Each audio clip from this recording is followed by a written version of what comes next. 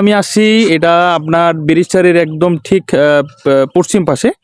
পাশাপাশি ইন্ডিয়া আমি কিন্তু জানতাম, কিন্তু আসলে জানতাম না যে এখানে কাছাকাছি একটা তারকাটা আছে। আমি কিন্তু মোটামুটি যে জায়গায় আছে এটা কিন্তু ইন্ডিয়ার মধ্যেই পড়ে।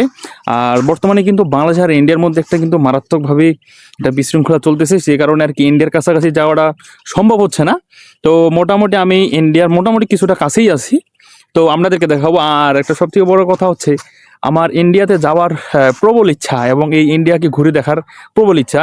কবে যে এই সুযোগটা হবে, শোনা যাচ্ছে যে আপনার ট্যুরিস্ট ভিসা নাকি চালু করতেছে। তো ইনশাল্লাহ চালু করলে অবশ্যই অবশ্যই ইন্ডিয়া তো ঘুরবই। এবং ইন্ডিয়া হচ্ছে আমার একটা স্বপ্নের দেশ, সেটাই ঘুরবো। কিন্তু ইন্ডিয়ার কাছাকাছি আসি, তাও মনে হয় যে একটা ইন্ডিয়ার কাছাকাছি এসে নিজেকে একটু অনেক ভালো লাগে। তো আজকে আমি আছি ঠিক একদম ইন্ডিয়ার সাইডে। এই যে নদী দেখতে পাচ্ছেন, নদীর ওই পাশেই হচ্ছে ইন্ডিয়া। ওই পাশ দিয়ে কিন্তু তারকাটাগুলো দেখা যাচ্ছে।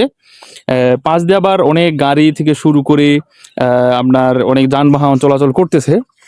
তো যাই হোক, সচরাচর এভাবে দেখা যায় না সব সময়। এখানে তো রাত্রে তো আসা খুব মুশকিল, মানে রাত্রে তো আসাই যাবে না, কারণ আমাদের বাংলাদেশের বর্ডার গার্ডরা থাকে, ইন্ডিয়াররা থাকে, কাছাকাছি যাওয়াটা অনেক মুশকিল বিষয়। এই যে সামনে দেখতে পাচ্ছেন, এখানে কিন্তু আপনার ইন্ডিয়ার বিএসএফ এখানে বসে আছে।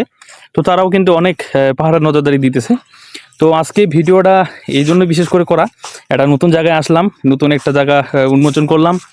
এবং ইনশাল্লাহ একদিন আমি যাবই, ইন্ডিয়া যাব এবং ইন্ডিয়াকে ঘুরবো এবং পুরা ইন্ডিয়াকে দেখব।